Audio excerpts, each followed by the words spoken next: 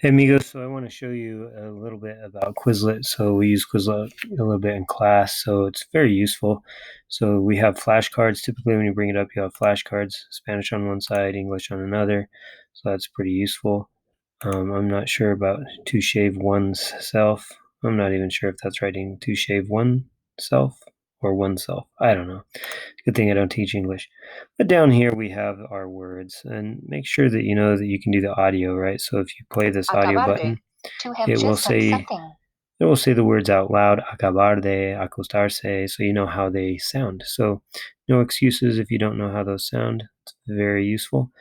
The learn button is pretty good. It's similar to memorize and what memorize does, but it'll have a word and then you have to say, okay, which levantarse is, which one of those is that? And you select it and it'll give you a happy face if you get it right. So that's nice. Um, we have also some games down here, some testing. So if you want to do a test, what you can do with the test is you can go ahead and change the way you want the test. You can select this options button and you can do written with matching with multiple choice with true false. You can select 10, 20, whatever, however many questions you want.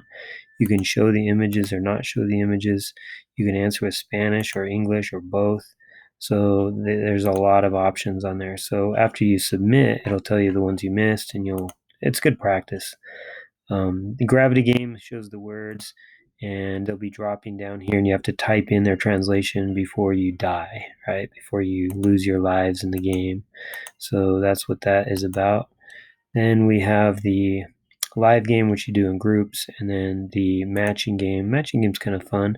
It is timed, so what you'll do is you have to find the word and the match, and you connect them. You just drag them together, and they disappear. And this time over here is going to be your goal to get that as low as possible.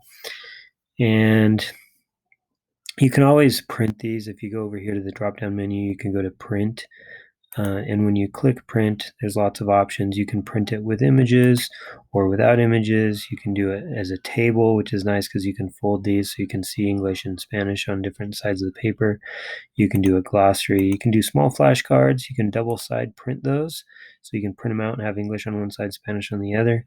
You can single side them where they'll have the English on one side, not the same sided paper, so you can just kind of fold them, right? So that's kind of handy. You can do larger ones. You can do 3x5 cards. You can again add the images if you want the images to be on there. And when you're done, when you have the settings the way you want, you hit the open PDF button, and you can either print that PDF or save it as a file.